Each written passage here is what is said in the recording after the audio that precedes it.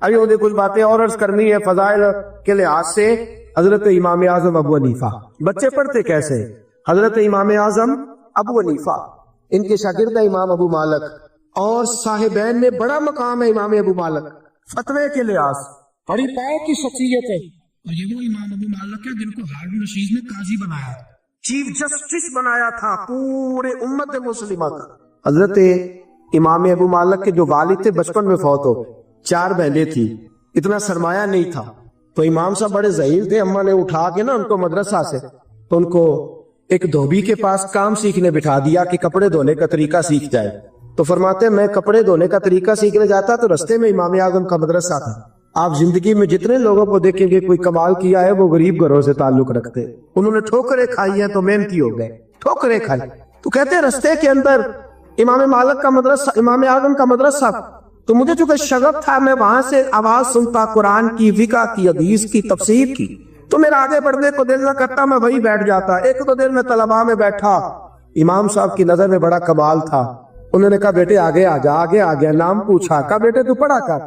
فرماتے میں پورا مہینہ امام صاحب کے پاس پڑھتا رہا، مہینے کے بعد اماں نے کہا بیٹا تنخواہ، میں نے کہا اماں تنخواہ تو وہ دے گا نا جو ڈیوٹی پہ جاتا ہو، تو میں تو پڑھ کے آ جاتا ہوں۔ کہتے میری اماں جلال کے اندر آئی اور حضرت امام اعظم کے پاس گئی، کہنے لگی تو بچہ ہے مولوی، تجھے خیال کرنا چاہیے، وہ تو بچہ ہے، تو نے میرا بیٹا بٹھا لیا، میری 4 بیٹیاں ہیں، کون روٹی دے گا، خیال کر، کبھی مسلوں سے بھی پیٹ بھرے۔ حضرت امام اعظم ابو حنیفہ اماں کی جلالی باتیں سن کے کہنے لگے اماں اسے دین پڑھنے دے، ایک وقت آئے گا بادشاہوں کے تخت کے بیٹھ کر حلوے کھایا کرے، بادشاہوں کے تخت پہ بیٹھے گا یہ اور حلوہ کھائے۔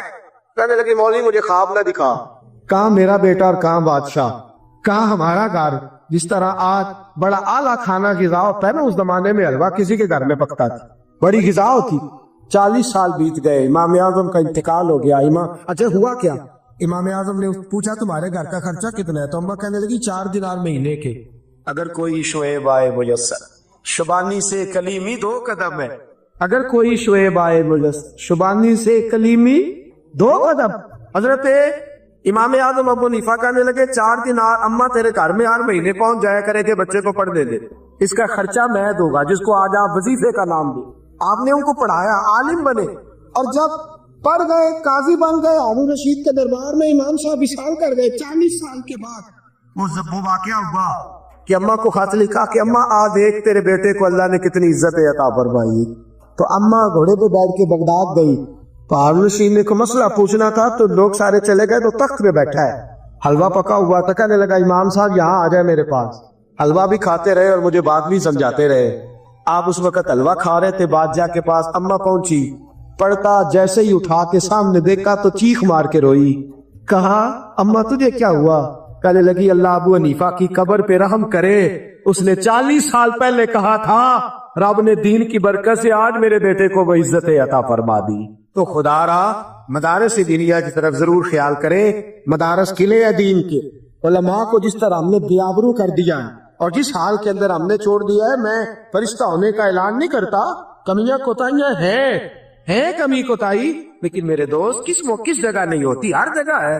تو برائے مہربانی یہ جہاں زکوٰۃ کا آپ ہر جگہ مصرف بیان کرتے، وہاں مدارس تک زکوٰۃ لے کے جائے اور عزت کے ساتھ دے کے آئے، عزت کے ساتھ۔